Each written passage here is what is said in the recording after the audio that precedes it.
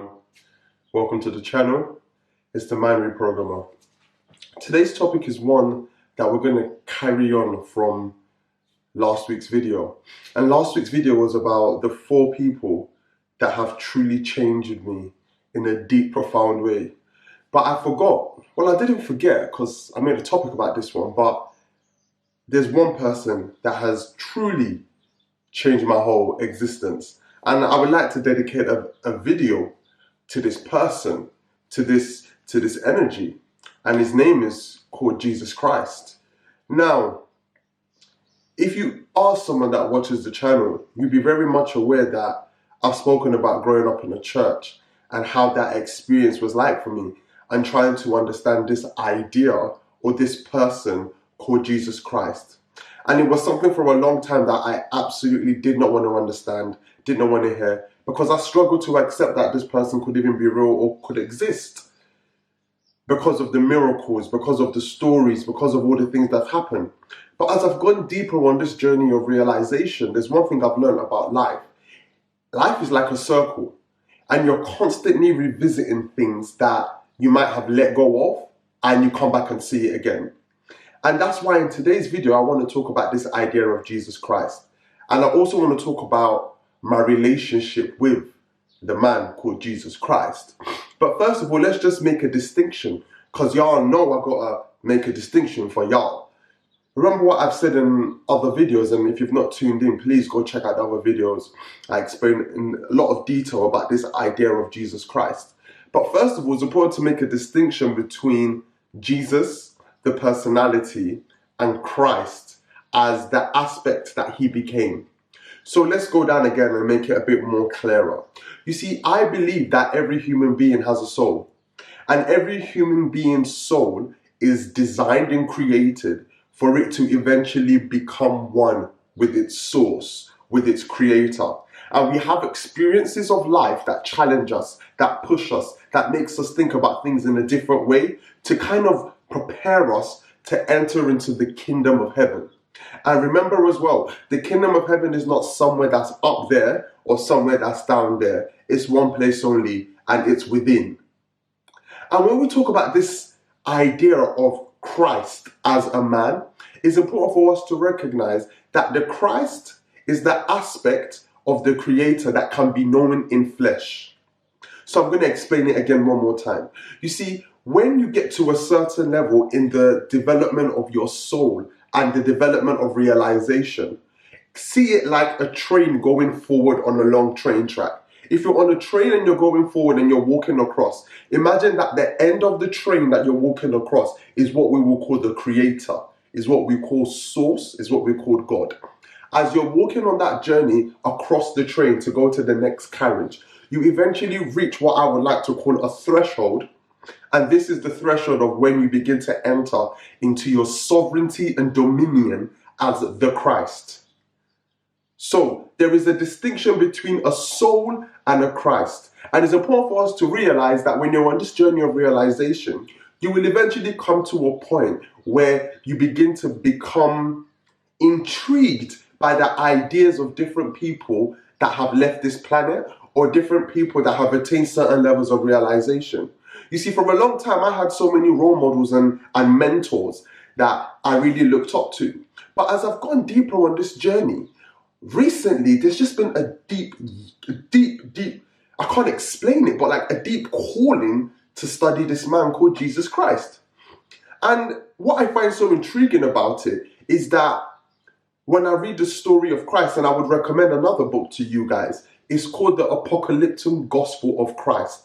I will put it in the link, or Aquarian Gospel of Christ. It speaks about his life in detail. What I really want us to begin to realize is that when we begin to look at this man called Jesus, this was a man who attained liberation. Not only did he attain liberation, he was also able to manifest within his own consciousness the Christed aspect of his being. And when you look at this man's life, you see, I see this guy, this being as a brother. You know, I see him as somebody that I look up to for advice. I look up to when I'm in need of of anything really, because I see that what this man was able to do in his short 30-something years goes beyond human comprehension.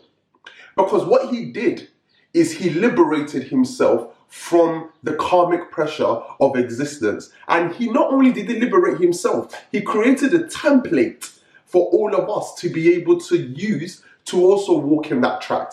But it's important for me to make a distinction between, once again, Jesus and the Christ. You see, I can't pray to Jesus because Jesus is a personality.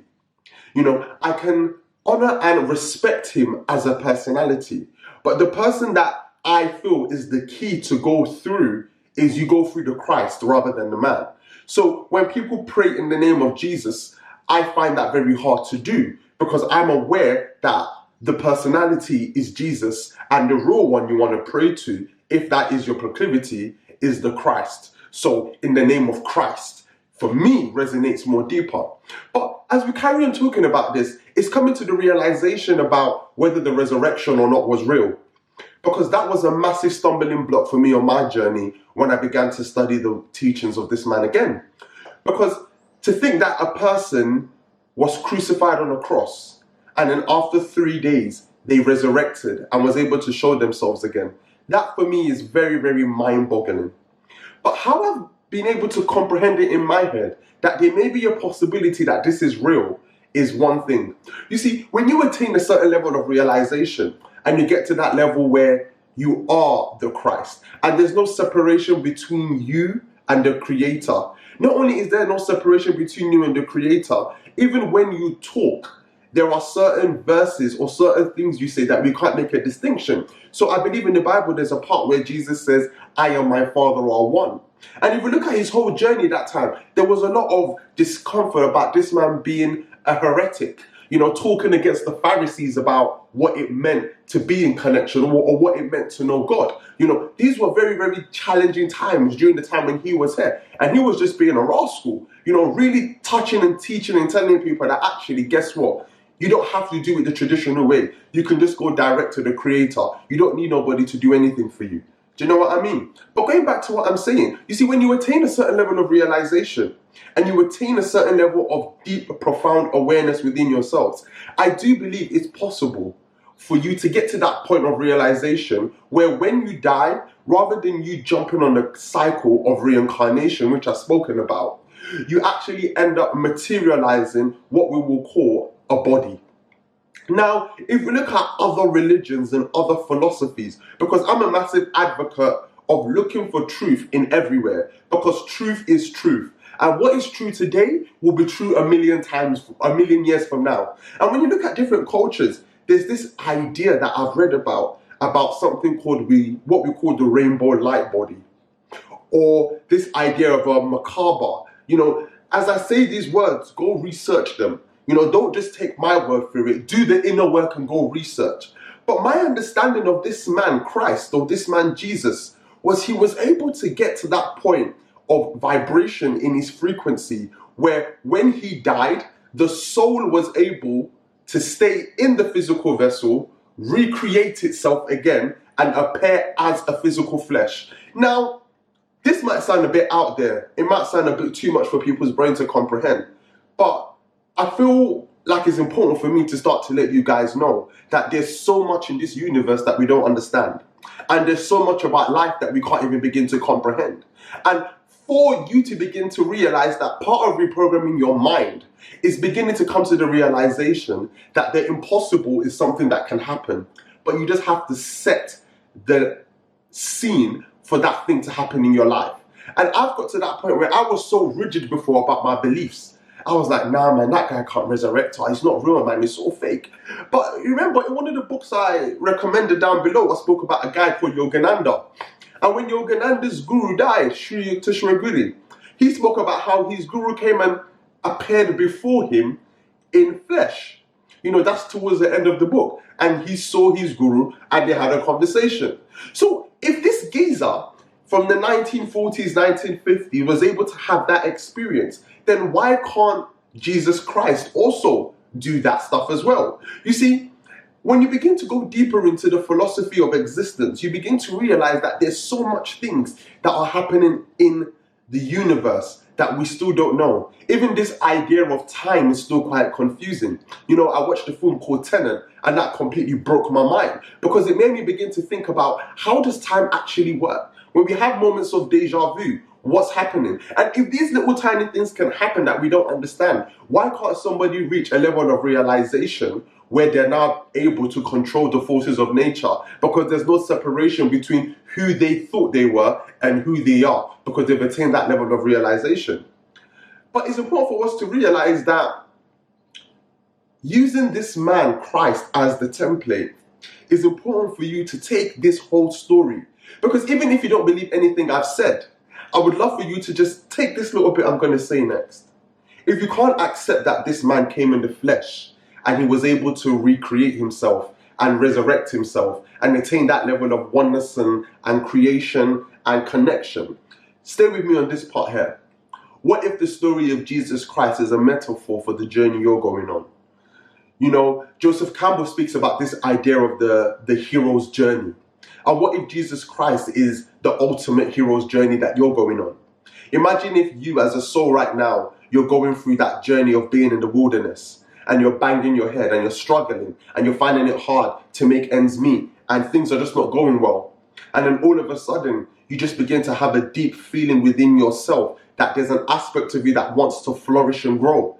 And you begin to question the nature of reality and want to find out questions about how things work. You see, what if the story of Christ is a journey about your life?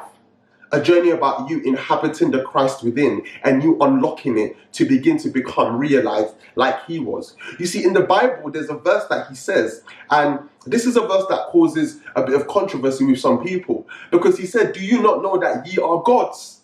You know, and when he says, "Do we not know that ye are gods?" I don't believe he's speaking to the personality construct, but he's speaking to that aspect of you that knows who it is. And if that aspect of you knows who it is, it knows that it is connected to the source of creation.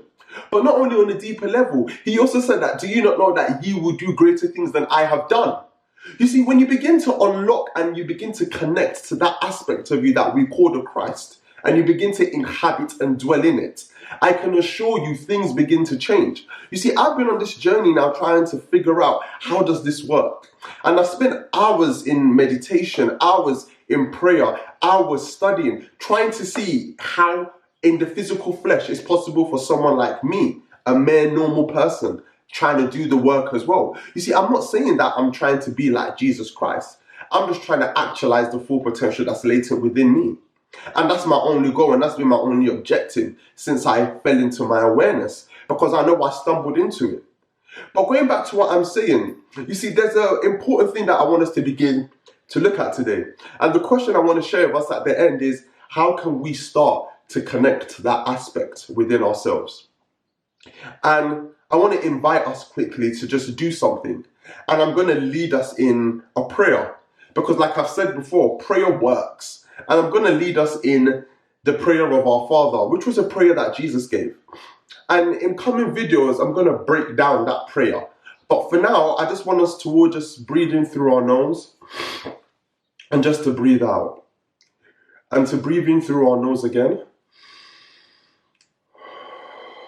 And to breathe out. And I want you to bring your awareness to your heart. And if you can't bring your awareness to your heart, I want you to touch your heart. And as you touch your heart, I'm going to use my intention to speak this prayer. And as I say this prayer, you can either say it along with me, or you can just listen to the energy behind the words. Because when you pray, it's so important for you to feel the energy behind what you're saying, rather than just regurgitating it and saying it from the mind. So I'm going to say it from my heart. And as I say it from my heart, my intention is that as I say it, you feel something. Our Father, who art in heaven, hallowed be thy name. Thy kingdom come, thy will be done, on earth as it is in heaven. Give us this day our daily bread, and forgive us our trespasses, as we forgive those who have trespassed against us. And lead us not into temptation, but deliver us from evil. For thine is the kingdom, the power and the glory, forever and ever. Amen.